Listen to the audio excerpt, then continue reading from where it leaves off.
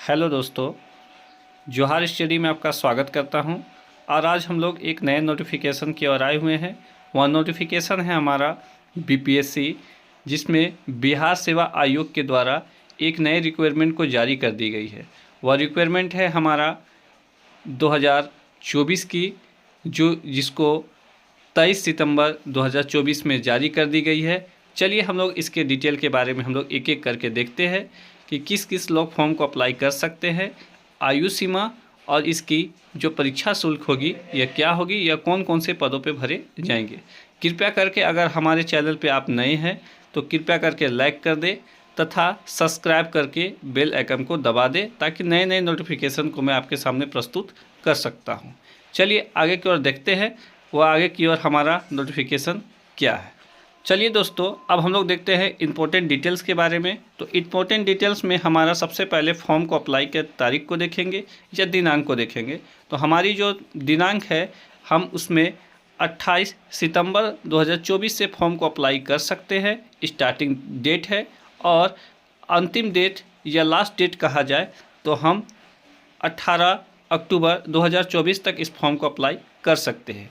साथ ही जो परीक्षा की शुल्क है वह 18 अक्टूबर तक ही हम फॉर्म पैसा को पे कर सकते हैं।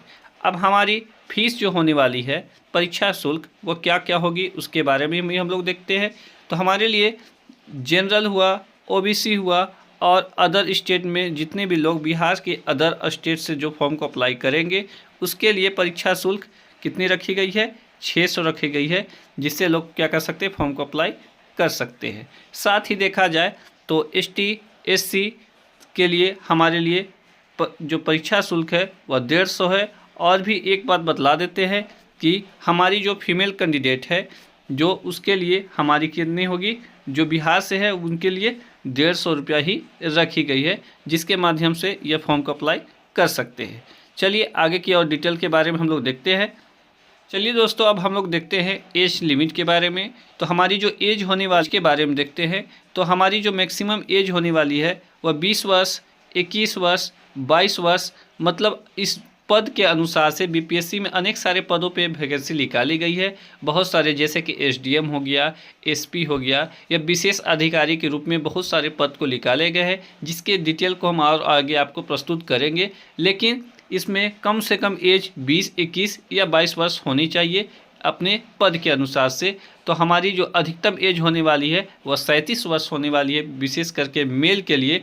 लेकिन आपको यह भी बतला दे कि फीमेल के लिए मैक्सिमम जो एज होने वाली है, मतलब अधिकतम एज जो अधिक से अधिक है, वह कितनी होनी चाहिए, 40। मतलब लोग पुरुष वाले 37 से लेके 40 वर्ष तक, हमारी 20 वर्ष से लेके अर्थात 37 वर्ष तक फॉर्म को अप्लाई कर सकते हैं।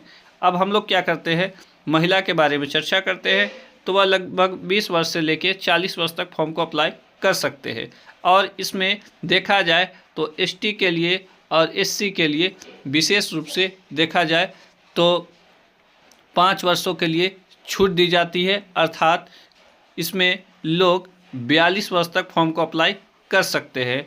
और साथ ही हमारी जो ओबीसी के कैंडिडेट है, वह ओबीसी के कैंडिडेट है तो वह 40 वर्ष तक फॉर्म को अप्लाई कर सकते हैं। अब हम लोग आगे की ओर देखते हैं, उसके डिटेल के बारे में देखेंगे।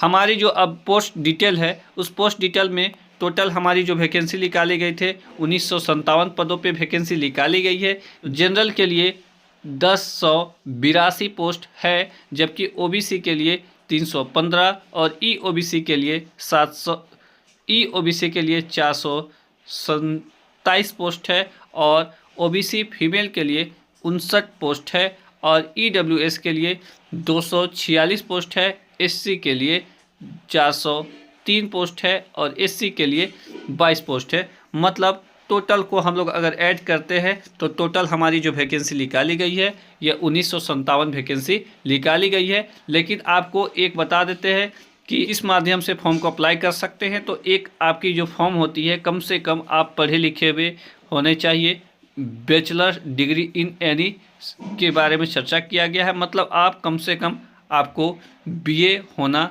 ज़रूरी है। क्या चीज़ होना ज़रूरी है, इसी प्रकार से नोटिफिकेशन को प्राप्त करने के लिए आप हमारे चैनल पर सब्सक्राइब करें और हमें और आगे नए नए नोटिफिकेशन को प्रस्तुत करने का मौका दें।